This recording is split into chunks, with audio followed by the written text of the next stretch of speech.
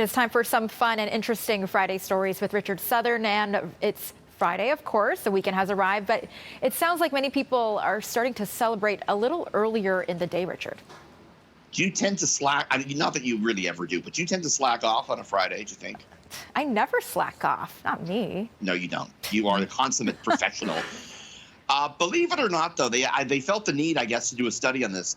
Researchers at Texas A&M University looked at when office workers were the most and least productive of the week. They did this by analyzing keystrokes when they were using the computer.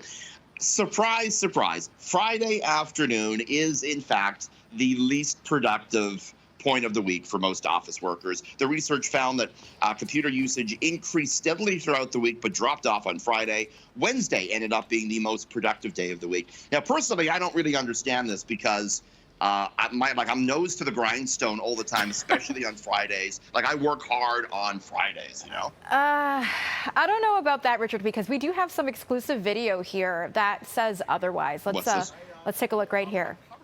What is this set you're doing? Well, I mean, earlier today I was at the Scarborough Rib Fest. Slacking, it appears. Slacking. Well, I was working. Technically, I was working. You know, I needed to try the ribs to impart the flavor to the viewers. So that's really hard work I'm doing right there. Is that what that's called, hard work? Well, you know, it's tasty work, but it's also hard work. Well, I guess somebody has to do it, right? Somebody has to. I drew the short straw this morning on breakfast television for that. Hardest working man in the business right here, Richard Southern. Yes.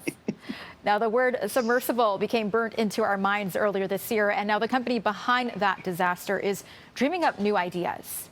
Yeah, would you go? Ocean Gate, the company, as you say, behind that submersible that tragically imploded as it was going down to the Titanic last week, has a new plan.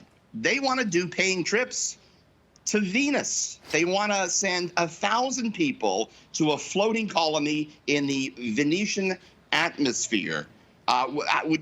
Should we put you down for a seat on that, Melissa? No. No.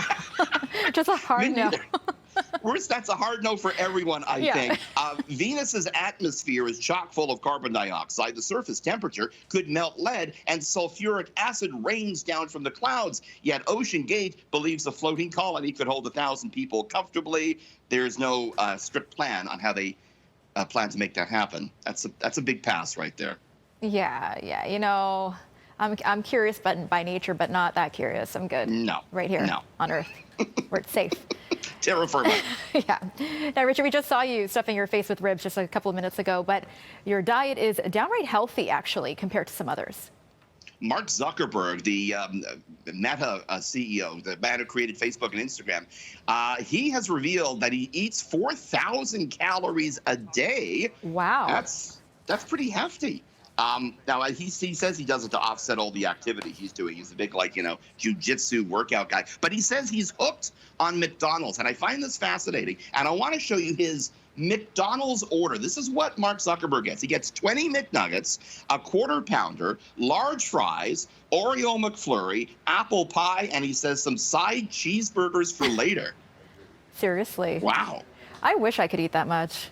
What's your go-to McDonald's order? My go-to Well, I don't really eat much McDonald's, but when I do, it's always those French fries because I just can't. The smell of them, so good. So good. Yeah. What about you? I'm all about the McCrispy these days. I saw an Onion article yesterday and it says, man lets on too much knowledge, that he has too much knowledge of the McDonald's menu. That's me. You got to try the McCrispy, though. It's very good. Never had it? No ad here. Maybe I'll venture and give it a shot then, just for you.